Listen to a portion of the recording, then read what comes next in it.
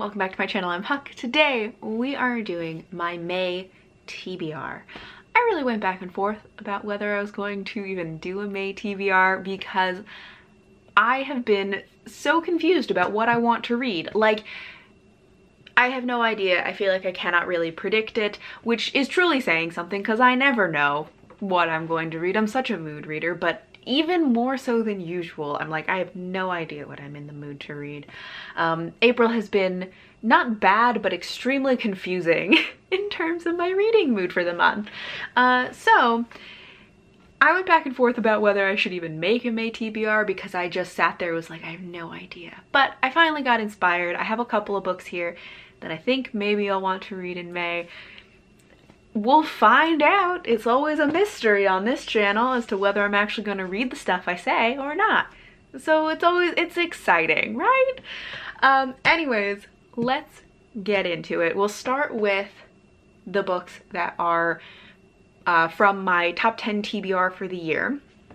So I have a book that I'm rolling over from April because at this point in the month I know I'm not going to be reading this in April, which is Forestborn by Elaine Audrey Becker. This is YA fantasy. It's gonna be foresty. Obviously didn't get to it in April. In April I just really haven't been in the mood for fantasy really, but I am hoping that in May that it'll come back around and I'll be in the mood for fantasy again, because if I'm not reading fantasy, I don't know what I'm going to read. That's like most of the books that I own and want to read. So I'm hoping that my fantasy mood will come back around in May and I will read this. I feel like maybe May is the time. This is its moment. Okay, another book from that list is First Sister by Lyndon A. Lewis. This is sci-fi. One that I really never fully understand what the plot of this is. I believe that it is following, our main character is an android who's also kind of a priestess, but also kind of a slave. I don't really understand what this book is about, but I've been meaning to read it for a really long time. I've heard good things about it. I never hear anyone singing its praises, but it seems like people enjoy it overall. I've heard that it's pretty fast-paced though. So I would like to get to this.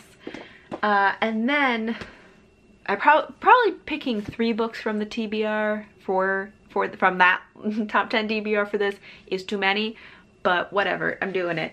So the next one is City of Night by Michelle West. This is the second book in the House Wars series. I read the first one last year. I had some very mixed feelings about it. Michelle West has something's like a little bit quirky about her writing style. There's something about the way that she says things, or like something about like the order in which she structures her sentences. I don't know, there's something about it that's like a little bit quirky, something I had to kind of get used to, but once I did, I really liked it. And the first book, I loved the first half, and then I didn't really like the second half, and so then I was like very conflicted how I felt about the book overall. So I want to read the second one, and we're gonna find out if I'm gonna continue on with the series. I am hoping, but not expecting, that the second book will be more like the first half of the first book, which I loved.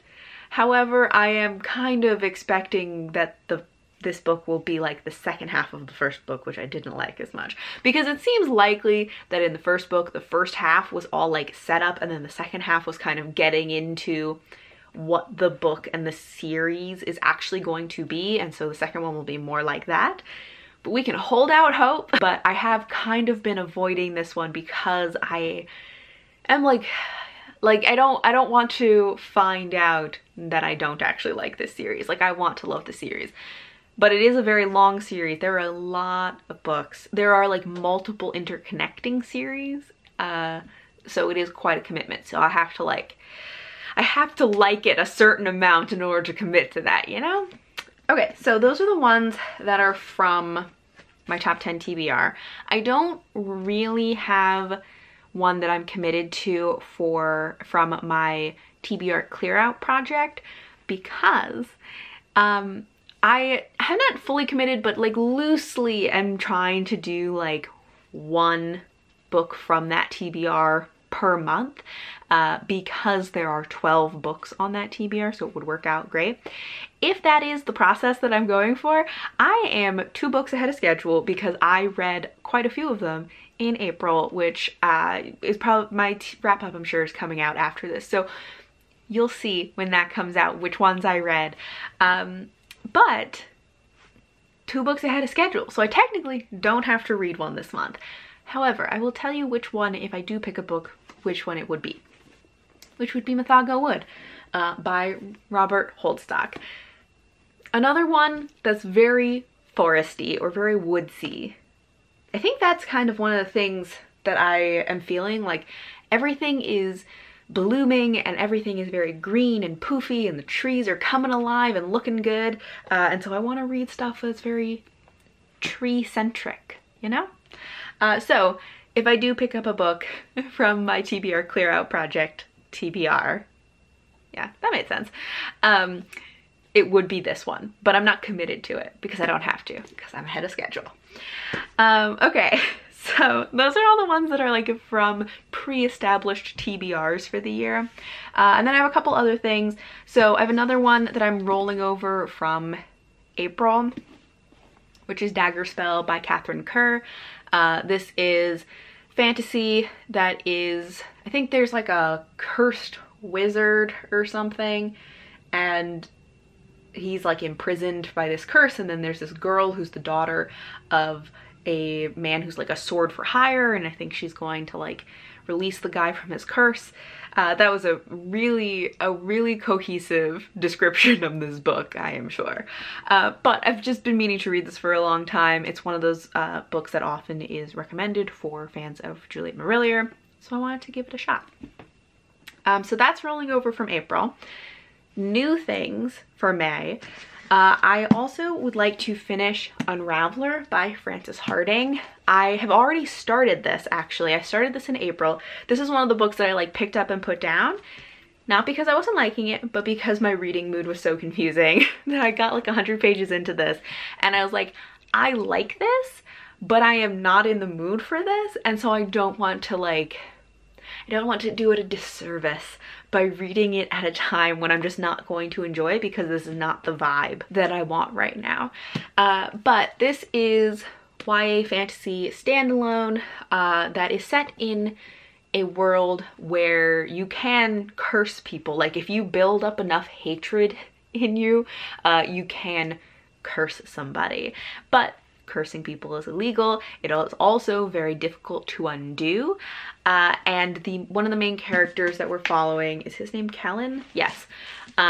Is maybe one of, if the only person who is truly able to undo curses. However, he has kind of a grating personality and people don't really like him that much. So he keeps getting into trouble. And he has a friend who travels with him. But at the beginning, the two of them get into some trouble until a mysterious benefactor offers to get them out of it in exchange for helping this person solve a mystery which involves unraveling curses. Anyway, so I'm about 100 pages into this. I would love to finish this in May. Partially because I feel like my wanting to read fantasy is gonna come back in May. I feel it.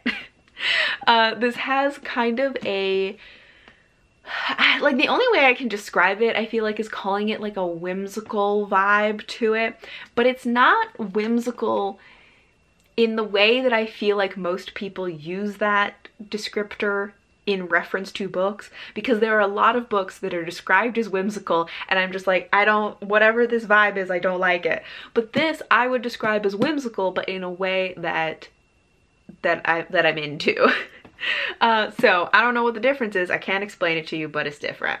Anyway, I feel like maybe this is like May is the time, but also I really want to read this soon because I don't want to have to reread that 100 pages. I want to pick this back up soon enough that I can just like continue on and not let too much time elapse so that I have to like go back and reread those 100 pages. Anyway, so Unraveler.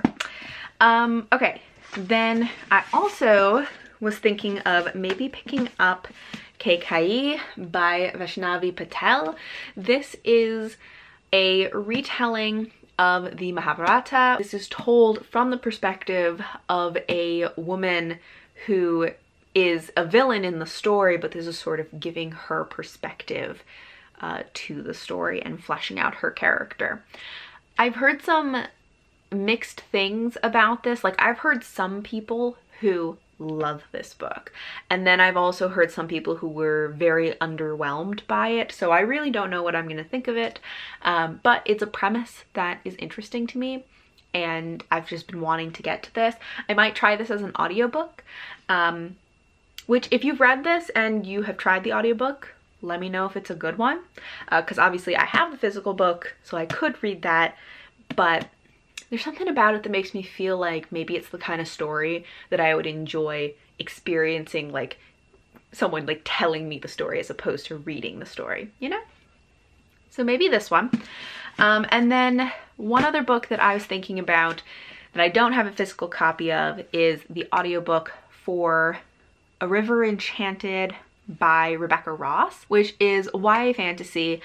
This is a book that I have sort of gone back and forth about whether I wanted to read it, because it has a lot of elements that are things I normally like. Because I think it has kind of like a Celtic inspired setting, it has bardic magic, there might be, are there fair folk in it? I don't remember. But it just like has things that are like elements I usually like.